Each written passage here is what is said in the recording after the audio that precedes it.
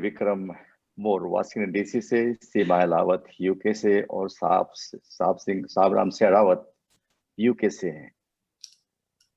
दोस्तों, एक किसान आंदोलन आज दुनिया में, पूरी दुनिया में एक चर्चा का विषय बना हुआ है। कहीं भी जाएं, हर जगह किसान आंदोलन की ही बात है।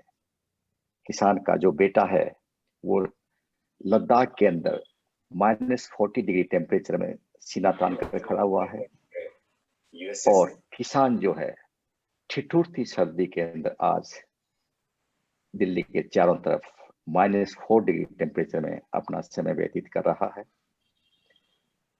सरकार जो हमारी भारतवर्ष की सरकार है वो झुकने के लिए तैयार नहीं है, और किसान भी अपनी हट पर अड़े हुए हैं।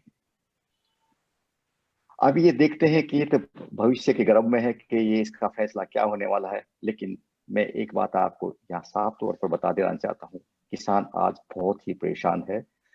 परेशानी की बात सिर्फ इतनी नहीं है कि किसान आज बाहर है, बल्कि उसकी आजीविका, उसका भविष्य, उसके बच्चों का भविष्य इसके साथ जुड़ा हुआ है।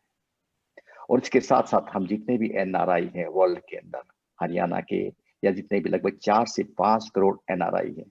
और यहाँ पर एक बात मैं आपको और याद दिलाना चाहता हूँ, एनआरआई का भारतवर्ष में आज की जीडीपी में कितना कंट्रीब्यूशन आप सभी जानते हैं। अगर आप 17 और 18 2017 18 19 बात करते हो, हर साल लगभग $80 बिलियन ये एनआरआई, जो 4 या 5 करोड़ एनआरआई है पूरे वर्ल्ड में, कंट्रीब्यूट करते हैं। और हम सब लोगों का कंसर्न है इस बात से। किसान हैं, हम भी किसान के बेटे हैं, और किसान से ही हमारा जीवन आगे चलता है। पूरी दुनिया का जीवन ही किसान से आगे चलता है। डे बाय डे जो एक्टिविटीज होती है उसमें किसान कहीं ना कहीं शामिल होता है। आज मेरे साथ एक विशेष जो ग्लोबल हरियाणा के एसोसिएट्स और ऐसे शख्स हैं, साहिब राम शेरावत, जिन्होंने 1966 में लॉ की थी पंजाब से, पंजाब यूनिवर्सिटी से। उसके बाद वो यूके चले गए, वहां से इन्होंने अर्न की बैरिस्टर की डिग्री, और he worked as a land registrar in USA. Barrister हैं, किसान के बेटे हैं, सुकराली गांव से, और ग्लोबल हरियाणा की टीम है उसके साथ जुड़े हुए हैं। शेरावत जी का इतना अच्छा एक्सपीरियंस है, क्योंकि being a farmer, being a barrister, and world में जो इनका अपना अपना एक्सपीरियंस रहा है डिफरेंट लेवल पे, और फार्मर्स के बारे में तो इनको काफी नॉलेज है, क्योंकि since he is a son of farmer, Haryana में ही है, विलेज सुकराली, और इनकी अपनी लैंड भी थी। तो किसान के बारे में, या जो वर्ल्ड वाइड इनका एक्सपोजर है फार्मर्स के बारे में, उसके बारे में आज हम चर्चा करेंगे। क्योंकि किसान परेशान है तो हम लोग भी परेशान हैं, चाहे हम ऑस्ट्रेलिया में हैं, चाहे न्यूजीलैंड में हैं, चाहे कनाडा में हैं, हम किसान के साथ हैं। पूरी की पूरी फेटर्निटी जो है एनआरआई ग्लोबल हरियाणा की एनआरआई फेटर्निटी है, वो किसान के साथ खड़ी हुई है। हालांकि हम चाहते हैं कि ये सॉल्यूशन जल्दी हो और सरकार किसानों की बात सुने और एक निष्कर्ष पर पहुंचे। किसान सर्दी में, किसानों के लिए सर्दी कोई बुरी बात नहीं। जब किसान इतनी सर्दी के अंदर दिसंबर जनवरी में खेत में पानी लगा सकता है, और तपती धूप के अंदर गेहूं को काट कर आपका पेट भर सकता है, गेहूं की लामनी जो करता है, जिसे हम कह सकते हैं। तो किसानों के लिए सर्दी गर्मी का होना इतना जरूरी नहीं, क्योंकि ये तो इनके हर रोज ही ये ऐसी मुसीबत का सामना कर सकते हैं। लेकिन हमें इस बात की, आज हम इस बात से कंसर्न है। मैं चाहता हूं कि शेरावत साहब, जो कि अभी यूके में हैं, इस पर कुछ अपने विचार रखेंगे। शेरावत साहब, प्लीज आप इसके बारे में विस्तार से बताइए कि किस कानून से क्या लाभ होने वाला है, गवर्नमेंट को क्या लाभ होने वाला है, किसानों को। ये तो निश्चित है कि जो प्रोक्योरमेंट होती है किसानों से, वो उसमें से लगभग 50-60% जो अनाज है वो खराब जाता है, शायद जानवर भी उस अनाज को ना खा सके। तो वो भी हमारे लिए एक कंसर्न है। अच्छा, आप इसके बारे में आप हमें कुछ बताएंगे? सबसे पहले राम राम जी, और मैं आपका बहुत धन्यवाद करता हूं कि आपने मेरे को प्लेटफॉर्म पे 2 शब्द कहने के लिए मौका दिया। और किसान का बेटा हूं, मैंने भी खूब ट्रैक्टर चलाया है, और मैं भी जेंटलमैन फार्मर बनने के बड़े ड्रीम रहते थे कि मैं माँ बाप का अकेला बेटा था और जमीन हमारे पास अच्छी थी। लेकिन जब मैंने देखा कि इसके अंदर हमारी किसान की बुरी हालत क्या है, तो मैं कहा इसकी बजाय और धंधा भी कर सकते हैं, और ये सिचुएशन बहुत गंभीर है। और ये इशू खाली इंडिया का नहीं है, वर्ल्ड वाइड है। और यहाँ पे मैंने यूके में, यूरोपियन यूनियन में कॉमन एग्रीकल्चर पॉलिसीज हैं, ये लिंक्ड हैं। तो सबसे पहले तो मेरे को बहुत दुख है जब मैं देखता हूं अपने भाइयों बहनों बच्चों सड़कों पे बैठे हुए हैं सर्दी के मौसम में, और जब आपने जैसे कहा वाटर कैनन चल रही हैं इस मौसम में, जहां फॉग है, एयर पोल्यूशन है, सांस कैसे लेते हैं उन लोगों की क्या हालत है, बिल्कुल मेरे को रोना आता है। बहुत दुख की बात है। दोनों पार्टीज अपनी अपनी जगह पे अड़ी हुई हैं, तो हमें इसका कुछ ना कुछ तो समाधान निकालना पड़ेगा, और वो समाधान हम निकाल सकते हैं जो सबके लिए ठीक हो, सबको मंजूर हो, और उसके हिसाब से हम आगे चले। अब सर छोटू राम भी नहीं रहे, अब चौधरी चरण सिंह भी नहीं रहे, अब चौधरी देवीलाल भी नहीं रहे, तो ऐसा लगता है कि जैसे हम अनाथ की तरह खड़े हुए हैं, सड़कों पर पड़े हुए हैं। इसलिए ये पहले सोचना जरूरी है कि ये असली मामला क्या है। मैं आपको थोड़ी सी हिस्ट्री बताता हूं कि ये जब ब्रिटिश राज में ये रॉ मटेरियल की बहुत जरूरत थी, जैसे कॉटन है, मैनचेस्टर, शेफील्ड, लिवरपूल जो मिल्स चलते थे उनको कॉटन की जरूरत थी। सबसे पहला जो एक्ट बनाया वो 1886 के अंदर ब्रिटिश गवर्नमेंट ने बनाया, जिसमें उन्होंने कंपल्सरी मंडी सिस्टम किया, क्योंकि वो ट्रेडर से प्रोक्योरमेंट नहीं कर सकते थे और उन्होंने होर्डिंग होती थी। तो ये जो मंडी सिस्टम है सबसे पहले 1886 में हुआ, और उसका एक्ट है, वो एक्ट मैंने यहां पर पढ़ा, इज हैदराबाद रेजिडेंसी ऑर्डर, और उसका है Berar cotton and grain market act 1887। ये यहां से फाउंडेशन है। तब से जिस चीज की जरूरत थी उन्होंने स्टार्ट किया। जब वर्ल्ड वॉर हुआ तो बहुत ग्रेन की जरूरत थी। उन दोनों में हमारे बहुत माननीय, जिनके हम बहुत ग्रेटफुल हैं, चौधरी छोटू राम होते थे। चौधरी छोटू राम ने वो ही ग्रेन का प्राइस लिया जो फार्मर चाहते थे। गवर्नर ऑफ इंडिया के सामने बैठ के वो फार्मर्स की डिमांड रख के, और ये मेरे को सेंटेंस याद है, मैंने वो पेपर पढ़े कि who is this short man.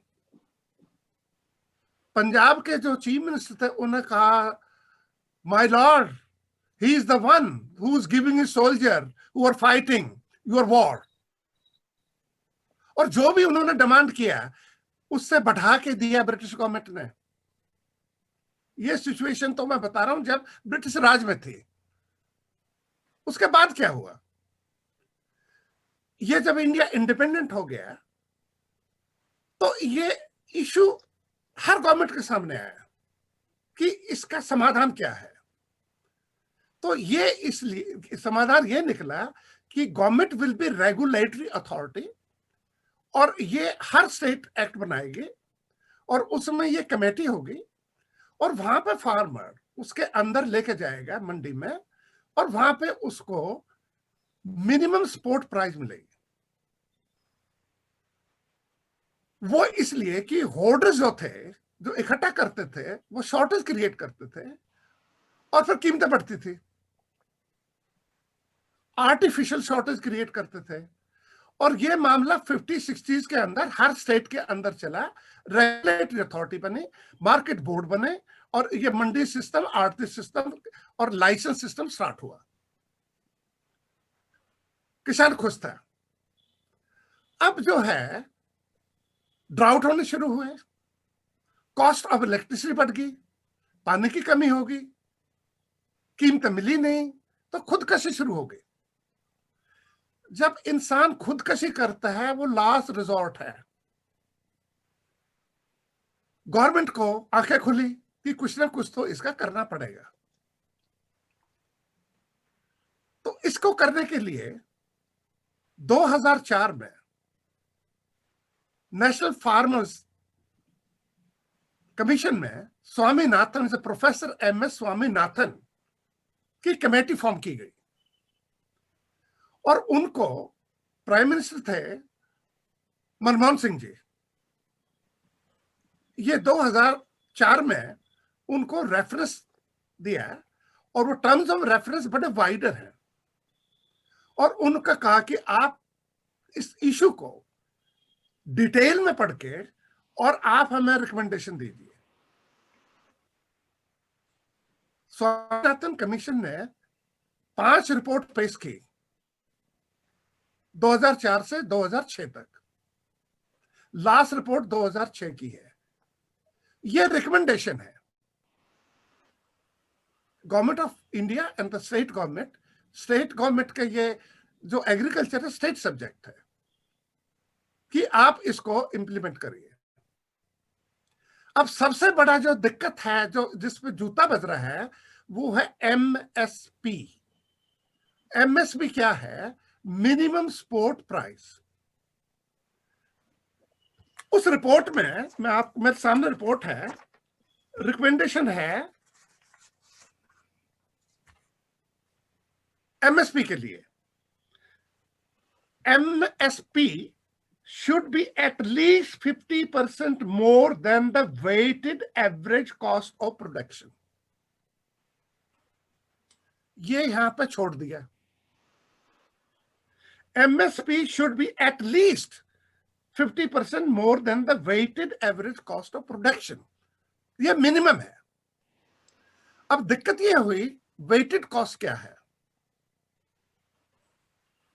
Weighted cost के लिए at that time government law is called AL plus FL. AL का मतलब है कि आप बीज से लेके, फर्टिलाइजर से लेके, जो आपकी ट्रैक्टर का है, डीजल का है, जो खर्चा है, जो एक्चुअल आप जो दे रहे हो, plus FL mean family labour. किसान आदमी खुद काम करता है, बच्चे काम करते हैं, हम भी करते थे आपके साथ सवेरे 4 बजे उठ के। वो add plus C2। Now what is C2 का मतलब है कि जो कॉस्ट आपकी लैंड की है। सारे फार्मर के पास जमीन नहीं है।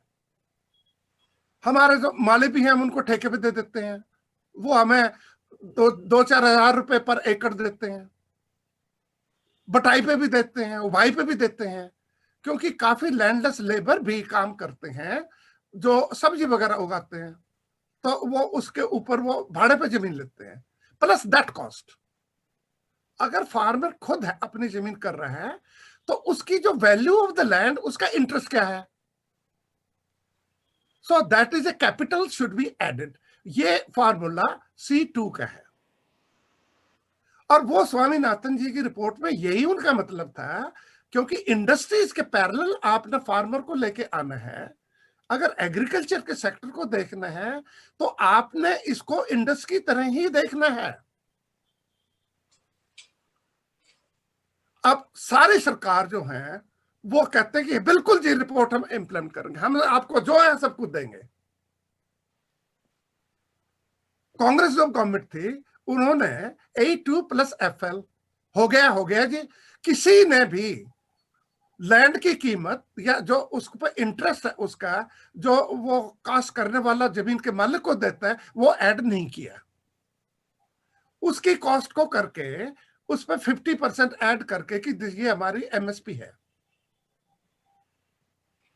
लोगों को समझ नहीं है। अब ये C2, AL2, FL इनकी जो करके लिए कौन करेगा? ये एक कमेटी है मिनिस्ट्री ऑफ एग्रीकल्चर के अंदर, उस कमेटी का नाम है CACP। वो जो है कमीशन, वो कॉस्ट एंड प्राइस को डिटरमिन करते हैं।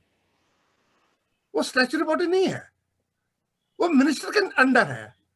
तो वो कैलकुलेट करके और वो रिकमेंड करते हैं, और जब फाइनेंस मिनिस्टर उसको डिक्लेयर करते हैं।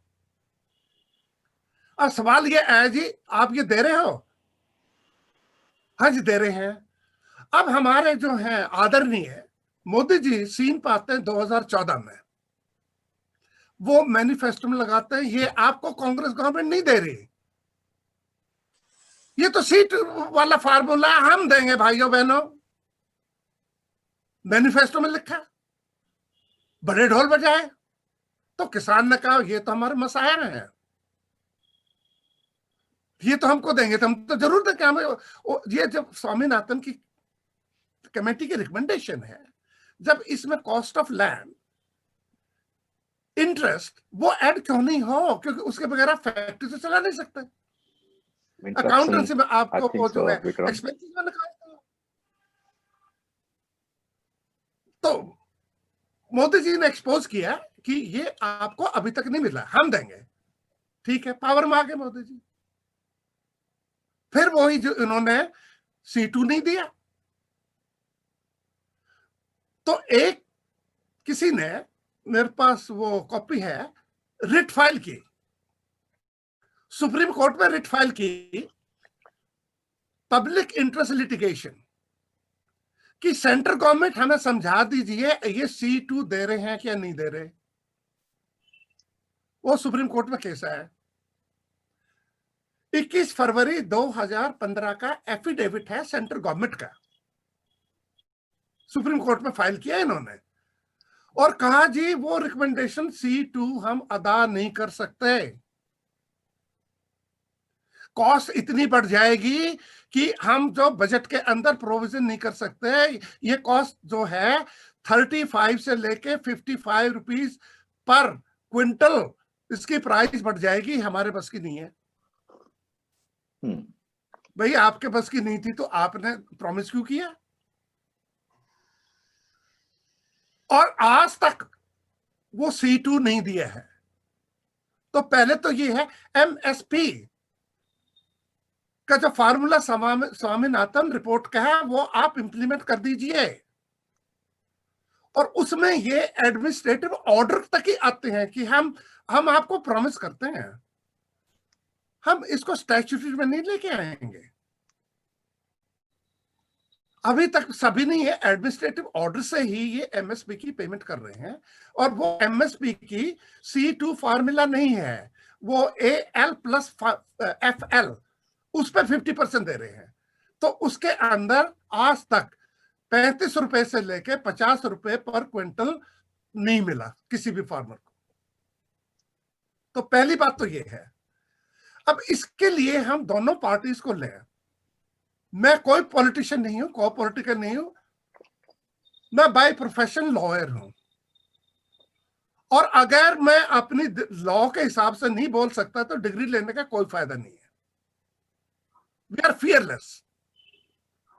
तो मेरी ये है गवर्नमेंट से, फार्मर से, कि आप जो MSP है इसको स्टैट्यूटरी इंस्ट्रूमेंट बना के और इसको आप गारंटी देखिए कि ये हम आगे से ये फार्मूला है, ये आपको मिलेगा, और इससे कम प्राइवेट सेक्टर वाले नहीं खरीद सकते।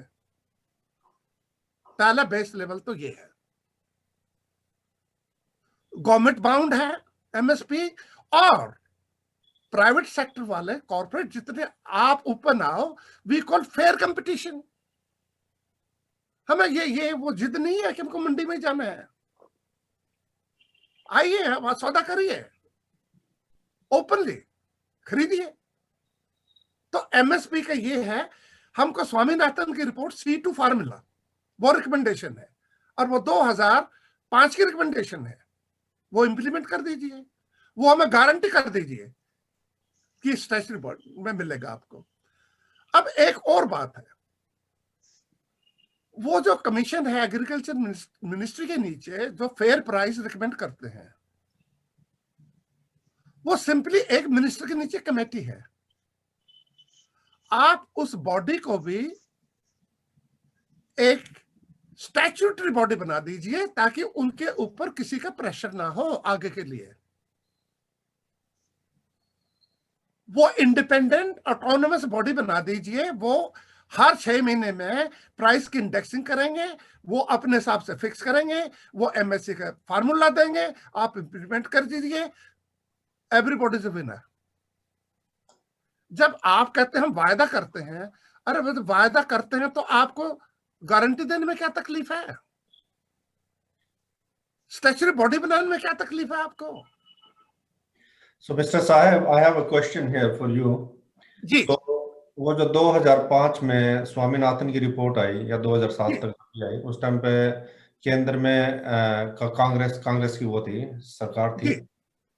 तो पहले तो ये बताइए, वो जो स्वामीनाथन की जो वो है रिपोर्ट है, तो पहली बात कि मतलब उसको लागू करना, इज इट पॉसिबल और नॉट? उसका जो इकोनॉमिक्स है उसके, इज इट पॉसिबल? नहीं, बिल्कुल पॉसिबल है, बिल्कुल पॉसिबल है। क्योंकि देखो आप, ये तो कंट्रोल्ड है। जो प्राइस बॉडी में जो है उसके जो बाकी जो खर्चे हैं उसको आप ब्यूरोक्रेट के कम कर दीजिए। आप 30, वो तो इनपुट है ना, आप 50% से ज्यादा तो नहीं दे रहे। आप इंडस्ट्रीज की प्राइस जो फिक्स करते हैं, भाई मैंने बीज डाला, 6 महीने तक मैं लगा रहा, उसके बाद मेरी प्रोडक्शन हुई, मेरे ये बता दिए अगर मैं एग्रीकल्चर कर रहा हूं जमीन से, अगर मैं जमीन को बेच देता हूं तो मेरी तो करोड़ रुपए एकड़ है। वो मेरी इन्वेस्टमेंट में उस पर लगा रहा हूं, उसके ऊपर मैं गेहूं बेच रहा हूं, पैडी लगा रहा हूं, या उसके ऊपर सब्जी कर रहा हूं, या उसके ऊपर टमाटर या प्याज उगा रहा हूं, तो मैं एक करोड़ पर एकड़ की जमीन तो मेरी इन्वेस्टमेंट है। उसको मैं 1 करोड़ को अगर बेच दूं, वो लेके मैं मध्य प्रदेश चले जाऊंगा, मैं तो वहां कर लूंगा। तो ये गलत बात है कि आप कैपिटल जो इश्यू है उसको काउंटर नहीं करते। वो किस बेस पे ये ना कर सकते हैं कि अब मैं जमीन किराए पे लेता हूं और वो किराया जो मैं जमीन का देता हूं जमीन मालिक को, वो उस पर आप को यूज नहीं करते। ये तो फेयर नहीं है। आप इंडस्ट्री में करके दिखा दीजिए। आप बैंक से लोन लेते हैं, उसका इंटरेस्ट आप जो है वो एक्सपेंसेस में डालते हैं, अगर वो निकाल दीजिए तो कोई इंडस्ट्री काम ही नहीं कर सकती।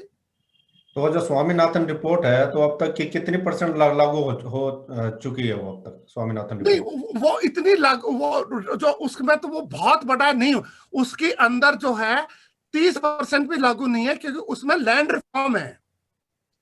वो जो रिपोर्ट है उस रिपोर्ट में सारे ही इशू लिए उन्होंने, बिजली का, पानी का, फर्टिलाइजर का, लैंड रिफॉर्म का, होल्डिंग का, वेस्ट लैंड का, ये सीलिंग का, आपके कंसोलिडेशन का।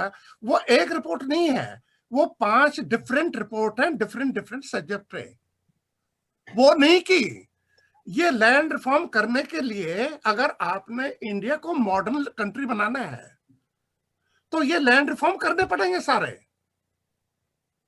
इस लैंड रिफॉर्म नहीं करने से लिटिगेशन इतना है, सारी कोर्ट भरी हुई है।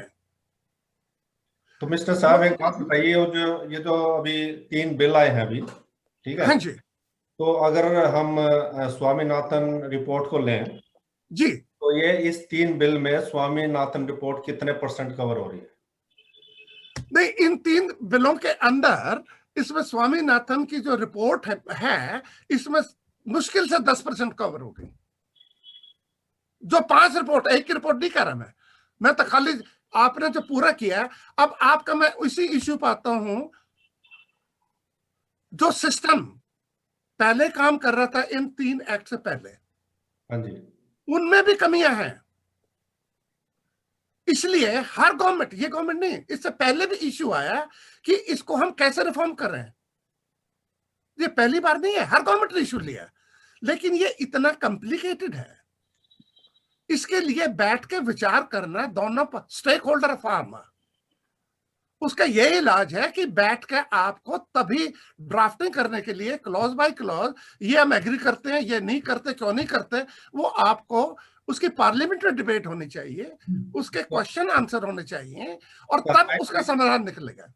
माफी चाहूंगा, तो ये जो मतलब 3 बिल हैं, अगर आप सिर्फ 2-2 मिनट में, if you can explain each bill within 2 minutes each, so that we can talk more on this. मैं आपको सीधी जाटू भाषा में बताता हूं।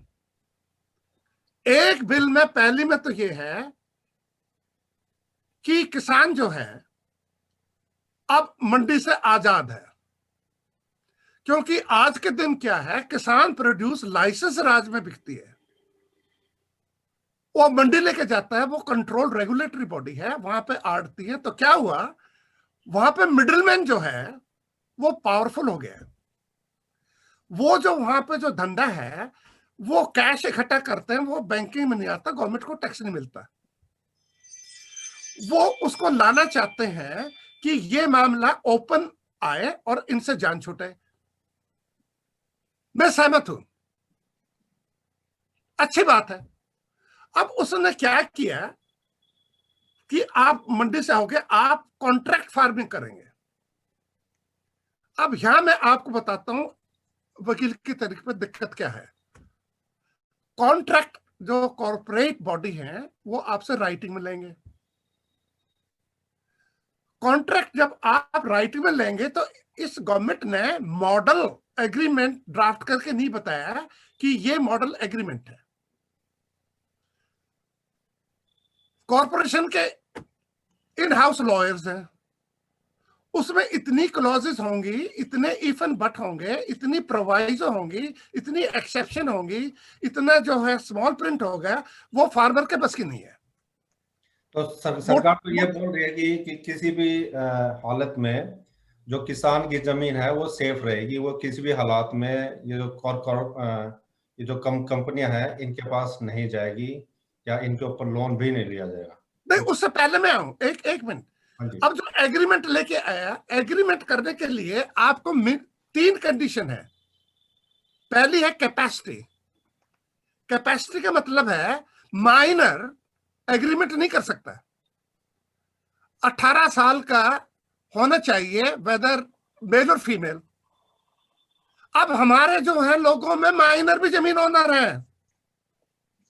अब माइनर के ऊपर जो है उसका कॉन्ट्रैक्ट कौन करेगा भाई? उसकी तो कैपेसिटी नहीं है, बाप मर गया, विल कल्चर नहीं है। वो उसका जब मोटेशन जो चढ़ता है तो उसमें तो बेटियों को भी जाएगा, उसमें से लड़कों को भी जाएगा, पोतों को भी जाएगा, जो जो उसमें है एक्ट में। तो माइनर तो कॉन्ट्रैक्ट नहीं करेगा, तो उनके बेहाफ पर कौन करेगा? एक सोल ओनर नहीं है जमीन का। अब जमीन जो है उसके मालिक 4 या 5 हैं। किस किस को इकट्ठा करोगे आप? मेरी बहन भी है, बुआ भी है, एक जींद में, एक रोहतक में है, और मैं लंदन में हूं, और जमीन गुड़गांव में है। तो पहली कैसे कैपेसिटी की दिक्कत आ गई। दूसरी बात दिक्कत आ गई, ऑफर और एक्सेप्टेंस होती है और कंसिडरेशन होती है, कॉन्ट्रैक्ट इज कंप्लीट। अब इसके अंदर जो ये ऐसी चीज है, किसान बीज डालेगा जब, और उसकी जब फाइनल प्रोडक्शन होगी तो आपको 6 महीने लेके चलो। अब किसान जो है पहले दिन की क्वालिटी ये होगी, प्याज का साइज ही होगा, रंग उसका लाल होगा या उसका सफेद होगा, क्या होगा वो तो जब खोदेंगे तब पता लगेगा। और जब उस टाइम मार्केट कोलैप्स होगी, अब बाहर कहने लगा ये तो मेरे कॉन्ट्रैक्ट को फुलफिल नहीं करता कंडीशन, आई डोंट बाय। अब नहीं हो गया तो लायबिलिटी होगी, लायबिलिटी होगी, कौन किसको पैसे देगा, डिस्प्यूट हो गया। अब उस डिस्प्यूट में आप जो भी इन्होंने मैकेनिज्म किया, ये काम नहीं करता कि वो 4 बंदे आप लेके आओगे, अपॉइंट करेंगे, एसडीएम करेगा, डीसी करेगा, ये करेगा, वो करेगा, it doesn't work. Civil court को भी पावर दे दो आप। 3 करोड़ केसेस ऑलरेडी पड़े हैं। एक सिविल कोर्ट में junior division, senior division, district जज, हाई कोर्ट, सुप्रीम कोर्ट, आपका जो है चलते चलो 25 साल है। और डिस्प्यूट तो होगा। कॉर्पोरेट बॉडी जो है वो मेरा, आपको बिल्डिंग इंडस्ट्री से ले लो, हर स्टेट के अंदर बिल्डिंग इंडस्ट्री कोलैप्स होगी, सब डिस्प्यूटेड है। तो लैंड डिस्प्यूटेड होगी। अब जो आपने लैंड डिस्प्यूटेड होगी तो आप वो बेच भी नहीं सकते। तो आपको जो डैमेजेस मिलेंगे, मान लिया किसान जीत गया तो उसके लिए वो कॉर्पोरेट बॉडी आपको पैसे नहीं देती, क्या करोगे जी? आप आईबी कोर्ट में जाओगे, आपको इंसॉल्वेंसी में जाओगे ना। सबसे बड़ी बात यह है उस एग्रीमेंट के बीच में जो कॉन्ट्रैक्ट है, जिसने एग्रीमेंट किया उसकी डेथ हो जाती है, और होएगी, क्योंकि मोस्टली बुजुर्ग आदमी हैं जो मालिक है जमीन के। अब कॉर्पोरेट बॉडी कह के जी हम पैसे किसको दें, इनका आप प्रोबेट लेके आओ, इनका आप मोटेशन लेके आओ, इनका आप जो दाखिल खारिज करवाओ। अब पैसे किसान ने जमीन है उसने तो अपने जिसके लेके दिए हुए हैं उसने हिसाब करना है, 6 महीने में वापस आते हैं उसके, और तब वो सबको बांटता है। तो ये इसलिए मेरे को है कि ये इसकी ये कॉन्ट्रैक्ट वाला जो है ये थ्योरी वेस्टर्न वर्ल्ड के हिसाब से ठीक है, लेकिन हमारी जो दिक्कत है वो ये है हमारी लैंड की ऑनरशिप क्लियर कट नहीं है। ना तो हमारे दाखिल खारिज चढ़ते हैं, ना हमारे वहां पे आप ये लगा लिए, आप खरीदने के लिए सेल डीड ड्राफ्ट कर लिए, आपने पैसे दे दिए, आप तहसीलदार का रजिस्ट्री करने जाते हो, आपकी सेल डीड की रजिस्ट्रेशन होगी, आप बड़े खुश हो, उन्होंने सेल डीड में क्या आपको ठप्पा मार के कॉपी पकड़ा दी, आप उसके रेवेन्यू रिकॉर्ड में मालिक नहीं है जब तक आपका दाखिल खारिज नहीं चढ़ेगा। अब भाई दिस इज वर्ल्ड के अंदर यही कंट्री है, I paid the consideration, I have taken the possession and I am yet not the owner.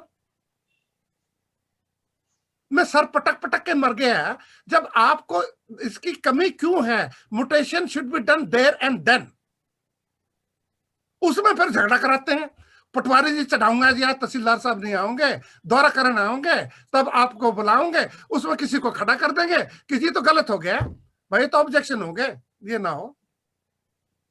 तो स्वामीनाथन ये भी है।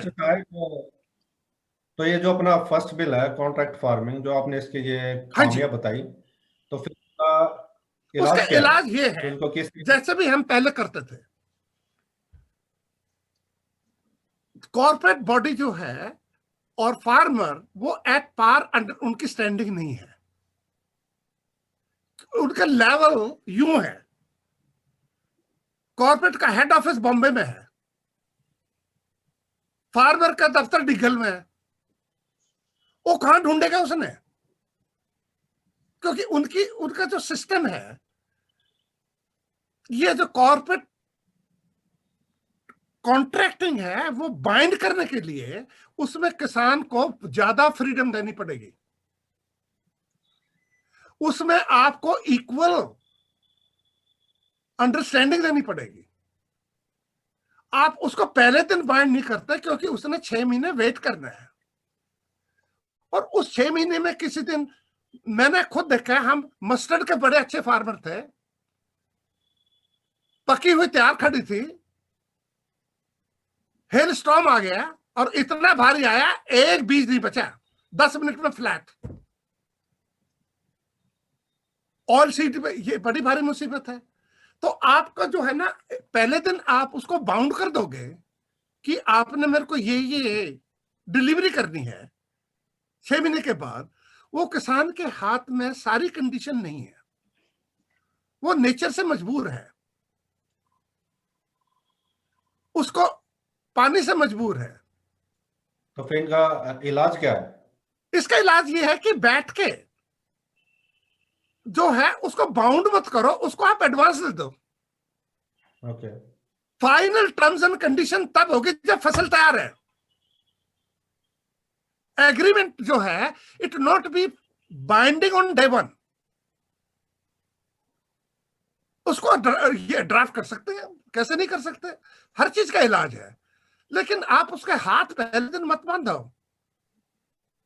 अभी तो वो बेचारा बीज डालने गया है, आपने उसको बांध दिया, क्योंकि उसके हाथ में हर चीज नहीं है।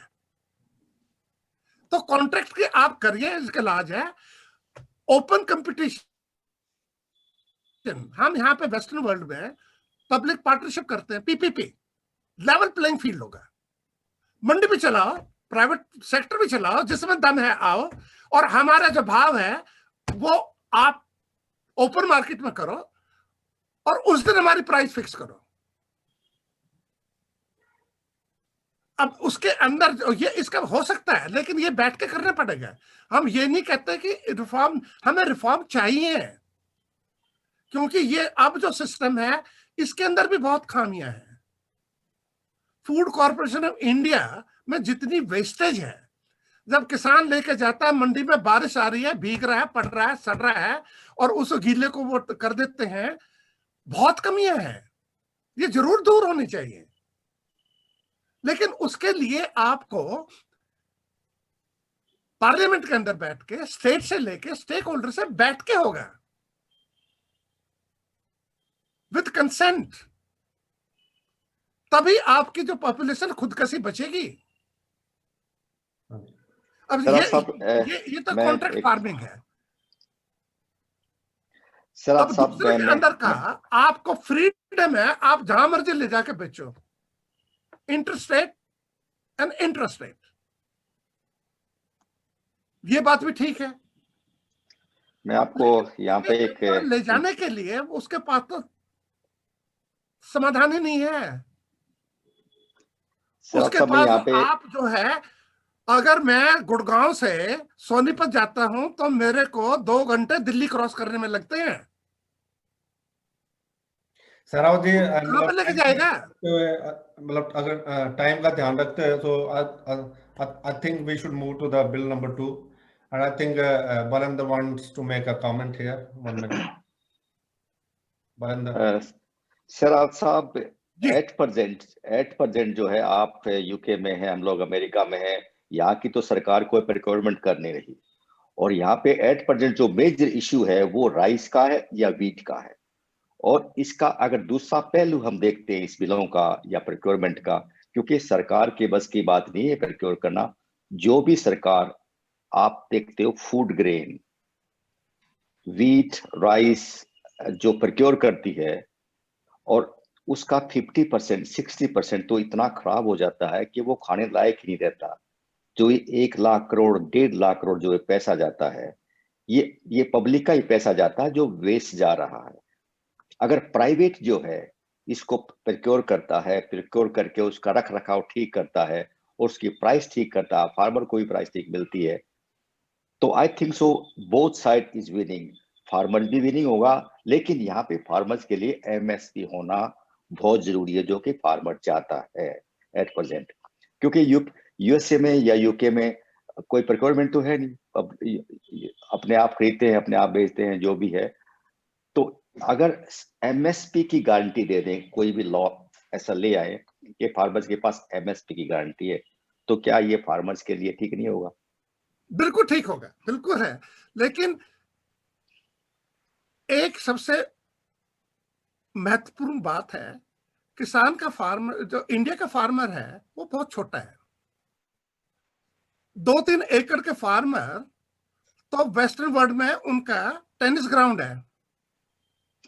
यूके में कोई फार्म 500 एकड़ से कम वायबल नहीं है। मिनिमम होल्डिंग यूके में 500 एकड़ है, और ऊपर जाके आपको 10,000 एकड़ तक है। यहां पे फार्मिंग जो है मशीनरी बेस्ड है।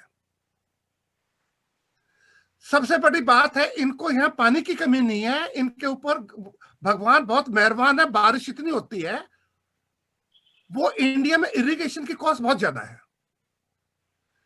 किसान के 2 एकड़ 3 एकड़ के पास ना तो कैपिटल है, ना स्टोरेज कैपेसिटी है, वो तो हैंड टू माउथ है, उसको तो बेचना ही पड़ेगा, क्योंकि वो 6 महीने उसी क्रॉप के ऊपर डिपेंड कर रहा है। मैं कल लेक्चर सुन रहा था मोदी जी का गुजरात में, और उन्होंने कंपेयर किया दूध बेचने को फार्मर से। दूध बेचने वाला इधर से वो बाल्टी में डालता है, पैसे लेता है। गाय भैंस 2 बार दूध देती है 24 घंटे में। यहां तो आपने ये कॉन्ट्रैक्ट है, offer acceptance give me the money done. अब फार्मर तो 6 महीने में है, वो 6 महीने के लिए उसको बच्चों की फीस भी देनी है, कपड़े भी हैं, ब्याह भी है, शादी भी है, डीजल भी है, तो उसके पास कैपेसिटी नहीं है, तो उसको तो बेचना ही पड़ेगा। उसके लिए आप बिल्कुल ठीक कह रहे हैं, प्राइवेट सेक्टर को आना पड़ेगा और जो वेस्टेज को कट करना पड़ेगा, क्योंकि वो भी टैक्स पेयर की मनी है। उसके लिए आपको प्रॉपर गोडाउन चाहिए, सिलोज चाहिए, उसके लिए आपको प्रोक्योरमेंट चाहिए। वो सरकार के पास की तो है नहीं, वो प्राइवेट सेक्टर ही आएगा, इन्वेस्टमेंट करेंगे तो ही वो पैसे बचेंगे वेस्टेज के। दूसरी यहां पे तो थिंकिंग है, हम यूके में खाने का गेहूं पैदा नहीं करते, हम यहाँ पे सॉफ्ट पैदा करते हैं, वो हम कनाडा को भेजते हैं। कनाडा वाले हमको हार्डवीट भेजते हैं जिसको ब्रेड बनती है। एग्रीकल्चर कॉमन पॉलिसी है, किसान को कुछ नहीं करने के लिए ग्रांट मिलती है, क्योंकि डिग्रेडेशन नहीं होनी चाहिए सॉइल की। अब किसान ने तो वहां पे 3-3 फसल करके जमीन की कमर तोड़ दी सॉइल की, क्योंकि उसके पास गुजारा नहीं है, वो 2 एकड़ में से किसको छोड़ दे। तो वो कंपैरिजन वेस्टर्न फार्मर का और इंडियन फार्मर का तो पॉसिबल ही नहीं है। अब इसको आप, मोदी जी ने डबल इनकम कहने के लिए कहा, हम बहुत खुश थे और हम चाहते हैं डबल नहीं ट्रिपल करो, लेकिन ये तो समझा दो कैसे करोगे।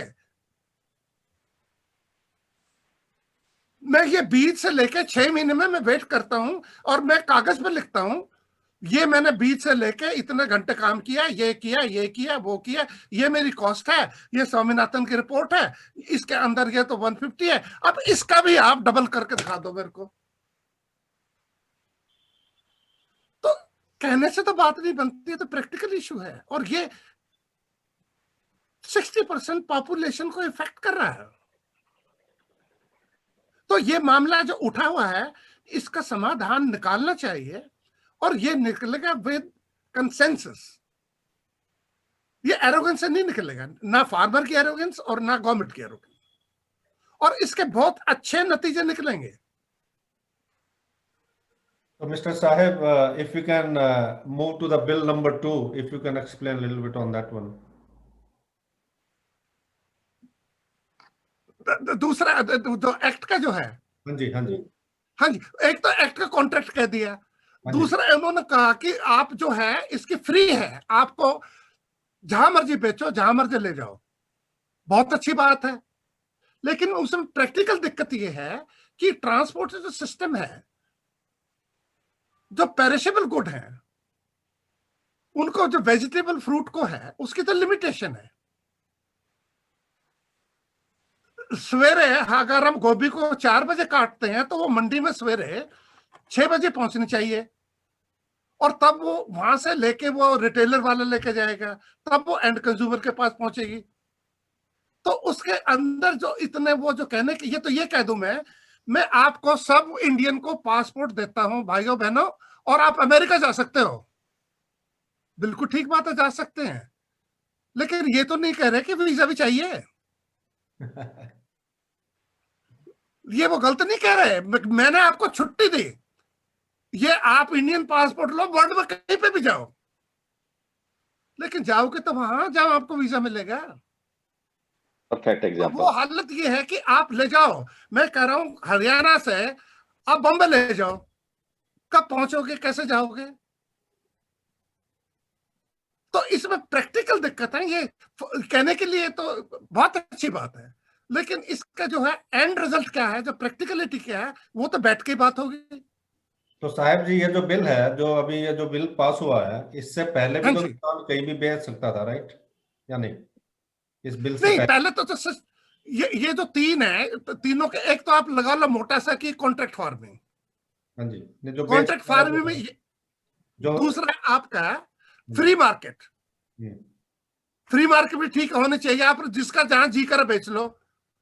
हमारे गुड़गांव के साथ मंडी है बादशाहपुर, लेकिन नजफगढ़ हमें जो दिल्ली में कई बार भाव ज्यादा होता था तो हम नजफगढ़ पहुंच जाते थे। तो इसके अंदर बात ठीक है, लेकिन उसमें प्रैक्टिकल दिक्कत है। तीसरी है जो तो मिस्टर साहब मेरा वो आपसे क्वेश्चन है। अभी पीछे मैं न्यूज में भी सुन रहा था, मतलब लास्ट मंथ की बात है कि यूपी के किसान हरियाणा की मंडी में अपना धान या गेहूं बेचने के लिए आ रहे थे, जिसमें कि खट्टर सरकार ने उनको रोका कि हम किसी और का गेहूं या धान नहीं लेंगे।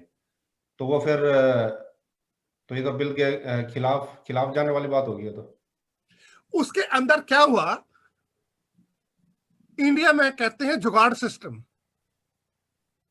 कुछ लोग, वो फार्मर नहीं थे, ट्रेडर, वो खरीदते हैं जहां पे बहुत कम कीमत है, वेदर जो यूपी और जो बिहार। वहां पे जो हरियाणा की जो एमएसपी जो गवर्नमेंट ले रही है वो हायर है, वहां एमएसपी है नहीं। अब वो वहां से ट्रक लाके अगर वो हरियाणा में एमएसपी में बेच रहे हैं तो सिस्टम कोलैप्स। तो अब उसके अंदर ये है कि वो जो स्टेट टू स्टेट है, जो मंडी सिस्टम, हर स्टेट में एमएसपी नहीं है। हर स्टेट आप अपने सिस्टम में चल रही है। अब ठीक है, इसके अंदर तो ओपन कर दो आप, लेकिन आप फिर रोकते क्यों उनको? वही मेरा आपसे सवाल है। हाँ, वो इसलिए कि वो हरियाणा गवर्नमेंट नहीं चाहती, फूड कॉर्पोरेशन नहीं चाहते कि क्योंकि वहां तो उनको सस्ता मिलता है, यहाँ ज्यादा देने पड़ेंगे। तो फिर ओपन मार्केट है कहाँ? एग्जैक्टली। आप you can't have a pudding and eat it. तो फिर उसके अंदर क्या होगा कि आपको एक जगह की उसकी जो मार्केट फोर्स है, आप अगर मार्केट फोर्स पर छोड़ दोगे कंप्लीटली तो कैओस होगा। उसके अंदर ये है जो मिडिल मैन है वो जुगाड़ ढूंढेगा और वो सारे खरीद के वो दूसरी जगह ले जाएगा जहां पे प्राइस आई है। तो स्टेट को रेगुलेटरी बॉडी तो रहना पड़ेगा, वरना क्रिएट कर दे। होर्डर जो है वो स्केर्सिटी कर देगा, आर्टिफिशियल।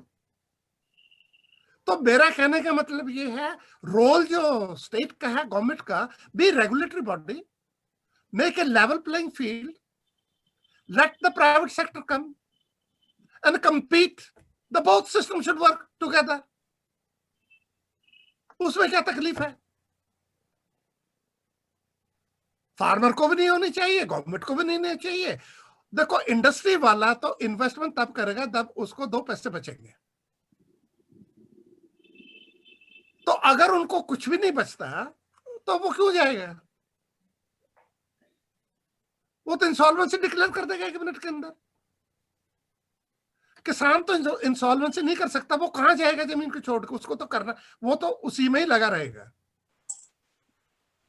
तो वो स्टेट को उसका वेलफेयर देखना चाहिए, क्योंकि वो लैंड से अटैच है, वो उसके ऊपर ही दिन रात लगा हुआ है। उसको आप इतना दो ताकि उसका जो उसने डाला है उसका 50% ऊपर दे दो, वो उसमें खुश है। और वो 2004 से 5 से लेके हो गए 15 साल हो गए और सब कहते हैं हम देंगे देंगे, दे रहे नहीं दे रहे, वो पूरा दे दो। और दोनों प्राइवेट और पब्लिक सेक्टर को आप लेके आओ और डिस्प्यूट रेजोल्यूशन के लिए वो करो कि with in 6 month it should be resolve.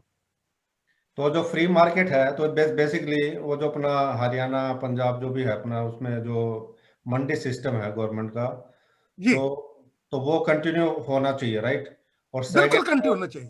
तो सेकंड जो प्राइवेट प्लेयर्स हैं वो भी आने चाहिए ताकि सिस्टम इंप्रूव हो जाए। बिल्कुल।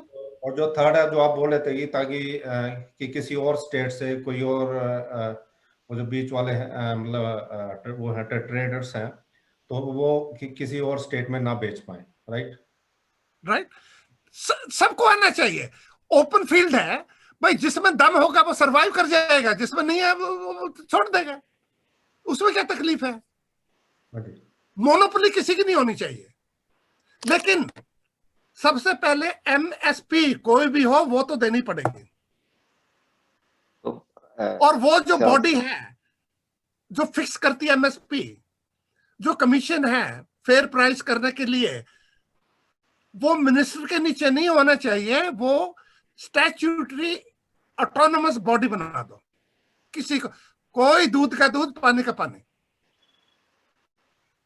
Okay, Dad, I just need to rein in on the time. Okay, we only got 10 more minutes left. Okay, but I just want to read something to you. Someone has posted, in a globalized world, agriculture needs to be transformed for India to succeed in today's world. India cannot live in isolation to the world. So that's somebody's just commented for that there. But you have 10 minutes left, Dad. Yeah, that's fine. देखिए जी, हम तो ये हैं कि जमीन जो है जिससे हम अटैच हैं, और जो फार्मर जिसको हम कहते हैं वो जय जवान जय किसान, वो ही इंडिया की रियलिटी है। बहुत कुछ हमने सीखना है मॉडर्न होने के लिए। रिफॉर्म करो, आप रिफॉर्म करने के लिए आपको सुनना पड़ेगा, और उनसे सुनो जिनको उसका इफेक्ट होता है। फार्मर की मलकियत को सुधार दो, लैंड रिफॉर्म कर दो। वो पटवारी कानून को, गिरदावर को धक्के नहीं खाने चाहिए। मैं इंग्लैंड वेल्स का लैंड रजिस्ट्रार रहा 33 साल। हमने इतने रिफॉर्म किए यहां पे कि जब जरूरत पड़ती है हम लॉ को चेंज कर देते हैं। और वो लॉ चेंज ये है कि किसी को मलकियत के ऊपर धक्के नहीं खाने। कोई भी जमीन के लिए ये नहीं जाता कि मेरे को पटवारी, यहां कोई पटवारी नहीं है, कोई कानून को नहीं है, कोई एसडीएम नहीं है, कोई डीसी नहीं है। हाउ द सिस्टम वर्क, ये हमारा कॉलोनियल सिस्टम से हम बंधे हुए हैं। इसको हमको जान छुड़ानी पड़ेगी। रिफॉर्म करो, दब के रिफॉर्म करो। इंडिया का जो सिटीजन है is a right bearing citizen. Bureaucracy को, एरोगेंसी छोड़नी पड़ेगी। पॉलिटिशियन को उनके जाना पड़ेगा, उनके जाके वोटर से कि भैया तकलीफ क्या है, और उससे 360 डिग्री फीडबैक लो आप। कौन अफसर क्या करता है। रिफॉर्म चाहिए। We want modern India, we want educated India, we want litigation free India. अब वहां तो डिस्प्यूट है कि जाके मेरे को तो सुप्रीम कोर्ट से लेकर तारीख ही नहीं आती आपको। सिविल केसेस के लिए जब से कोविड-19 आया है कोई कुछ बंद है, तो इमरजेंसी ले रहे हैं खाली। तो ये हमने लिटिगेशन इतना कर दिया कि हम आपस में लड़ रहे हैं। वो इसलिए हो गया कि एट पार नहीं है। तो किसान को लिए किसान को कुछ नहीं चाहिए। आप वो एमएसपी मांग रहा है जो उसने इन्वेस्ट किया है, और एक 50% ही उसके ऊपर आप ज्यादा दे रहे हो। 51 भी नहीं मांग रहा वो तो। यहाँ पे प्रोडक्शन होती है इंडस्ट्री से, होलसेल जाता है, रिटेलर जाता है। Even retailer take 100% profit. तो आप उधर 50% ही मांग रहा है, उसमें भी क्या तकलीफ है। आप मिडिलमैन को निकाल दीजिए। आप वो फार्मर से जो आएगा तो डायरेक्ट टू कंज्यूमर, तो आप वेस्टेज को निकाल दिए तो कोई तकलीफ नहीं है। बहुत अच्छा हो सकता है, और ये अच्छा वक्त है सबको बैठ के। इसलिए ईगो छोड़नी पड़ेगी सबको। हमें आगे फ्यूचर अपने बच्चों का, ग्रैंड चिल्ड्रनों का देखना है। तो मिस्टर साहब, if you can move to the bill number 3, बिल्कुल संक्षेप में अगर बता। हाँ, बिल नंबर जो 3 है वो देखिए, एसेंशियल कमोडिटी एक्ट था 1955 का। उसमें यह है कि सरकार ने जिम्मेवारी ली कि कुछ चीज ऐसे हैं, अनाज है, गेहूं है, जौ है, बाजरा है, चावल है, मक्की है, जिसको रोटी तो खानी पड़ेगी हर रोज। वो एसेंशियल कमोडिटीज एक्ट है। उसके अंदर गवर्नमेंट को पावर है कि कोई भी होर्डिंग नहीं करेगा, जैसी प्राइस कंट्रोल गवर्नमेंट करेगी, वो जैसी जैसी हालत होती है उसके हिसाब से उसकी एडजस्टमेंट होती है। This is for the benefit of national interest. उसको इन्होंने रिपील कर दिया और ये कहा कि सरकार अब इसके अंदर इंटरफेयर नहीं करेगी। अब जो प्राइवेट सेक्टर वाला कोई भी है वो जितना मर्जी होर्डिंग कर सकता है। इसमें दिक्कत क्या होगी, गवर्नमेंट इंटरफेयर तब तक नहीं करेगी जब तक कि 100% index price, retail index price से ऊपर नहीं जाएगी मार्केट प्राइस, तब तक गवर्नमेंट इंटरफेयर नहीं करेगी। अब इसके अंदर प्राइवेट सेक्टर के डिफरेंट प्लेयर अगर उन्होंने होर्डिंग किसी भी चीज की शुरू कर दी तो मार्केट के अंदर तो डेली इंपैक्ट है। और जब तक वो कहेंगे कि एक में 50% है, एक में 100% है, जब तक वहां तक नहीं आएगी तो गवर्नमेंट इंटरफेयर नहीं करेगी। तो रेगुलेटरी बॉडी से गवर्नमेंट ऑफ इंडिया ने हाथ धो लिए। तो इसको मैं कहता हूं कि आपने तो भेड़ियों के सामने डाल दिया जनता को। जब इतनी होर्डिंग अगर होगी नहीं होगी वो तो देख आगे की बात है, लेकिन आपने एक लेजिस्लेटिव पावर के थ्रू ये उनको हक दे दिया, आप जो मर्जी होर्डिंग कर सकते हो। तो होर्डिंग ये वाला अगर शुरू हो गया, होर्डिंग वाला जो बिल है इसमें तो सीधा का सीधा जनता को भी है, लॉस है पूरा। नहीं, इस होर्डिंग वाले में जो 55 का एक्ट था उसमें रिपील किया उन्होंने। तो जनता का लॉस है तो पूरा 100%। कि आप पहले होर्डिंग नहीं कर सकते थे, पहले गवर्नमेंट का कंट्रोल था। अब आप होर्डिंग कर सकते हो क्योंकि गवर्नमेंट कहती है कि भाई प्राइवेट सेक्टर को फुल फ्रीडम है। तो मेरे को ये है कि इतना भी ना दो छूट कि ताकि टू लेट हो जाए। ये 100% होर्डिंग का तब तक आप उसको कम कर दो, उनको स्टोरेज करने दो, होर्डिंग करने दो, लेकिन उनको इतना ही दो जो आप जो है 25-30% से ज्यादा मत दो, ताकि उससे का आप गवर्नमेंट इंटरफेयर कर सके। ये जो 100% वाला too late, it too much, इसको आप रिड्यूस कर दो। तो जो होर्डिंग वाला जो बिल है बेसिकली वो तो किसान की जो लड़ाई है वो तो जनता के लिए है बेसिकली, क्योंकि प्राइस तो सभी के लिए बढ़ेगा। वो नहीं, किसान की लड़ाई तो सिर्फ एक कॉन्ट्रैक्ट वाले से है और किसान के एक एमएसपी से है। किसान तो होर्डिंग में आ ही नहीं रहा, ना उसके बस की है, ना वो स्टोरेज बस की है। उसने तो ये है कि मैंने तो बो दिया, मेरी फसल तैयार होगी, भाई मेरे को पैसे पकड़ा दो ताकि मैं अगली फसल तैयार करूं। किसान का इंटरेस्ट तो एमएसपी, और ये है कि एमएसपी की जो बॉडी है वो मंत्री के नीचे ना रहे, उसको भी इंडिपेंडेंट कर दो तो कि फिर हम तो ठीक है, हम अपने कमाए खाएं, जो हमने उगाया है मंडी, वो प्राइवेट सेक्टर वाले लो, कोई भी लो, एमएसपी ले लो, हमको क्या तकलीफ है। तो आप इसको नैरो डाउन कर लीजिए। वो नैरो डाउन ये कर लो इतना कि डिस्प्यूट हो ही ना। अभी कौन से डिस्प्यूट हो रहे थे भाई, बोई, खेती होगी, पैर उठाया, ट्रॉली भरी, मंडी गए, पैसे लिए, वापस आ गए। लेकिन तकलीफ ये है कि उसका भाव तो ठीक दे दो, वो यही तो मांग रहा किसान।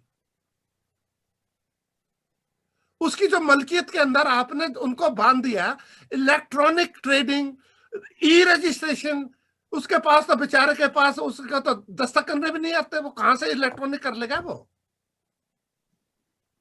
आप उसको बांध दो एग्रीमेंट में डे 1 पे, अभी उसने बीज बोया नहीं। अगर सीड कॉर्पोरेशन इंडिया है, मेरे को केसेस है 60s के, सीडी डिफेक्टिव दे दिया पूरी स्टेट में, महाराष्ट्र में एक दाना नहीं होगा। फर्टिलाइजर आपको फेक बना के दे देंगे। तो किसान के वो जो पीरियड है 6 महीने का, वो बड़ा क्रिटिकल है। वो उसके हाथ में सब कुछ नहीं है। लेबर पे भी डिपेंड है, हार्वेस्टिंग पे भी उसको चाहिए। तो उसके लिए तो ये है कि उसको इतना क्लॉज में मत बांधो, उसको फ्रीडम दो, उसको लीवे दो जब तक कि उसकी फसल तैयार ना हो। उस दिन फसल तैयार है, उस दिन उसका फाइनल करो, कमिटमेंट ले लो, लेकिन फाइनल मत बांधो। Balinder, if you want to make some final comments, and if you can close the session. Thank you सराब साहब। जो हमारी इंटरनेशनल कम्युनिटी है, शायद सबको क्लियर हुआ है कि इन जो तीनों बिलों का क्या इम्पैक्ट है आम पब्लिक पे, और नॉट ओनली फॉर फार्मर्स। जो होर्डिंग का आपने लास्ट में बताया है, इसमें तो जो आम पब्लिक है और यहाँ जो total day to day income वाले लोग हैं, जिनकी मंथ की $200 या 200 पाउंड्स भी इनकम नहीं है, तो वो लोग भी सर्वाइव नहीं कर पाएंगे। आटे और चावल का भाव जो है बहुत महंगा हो जाएगा, होर्डिंग वाले अपनी मर्जी से बेचेंगे।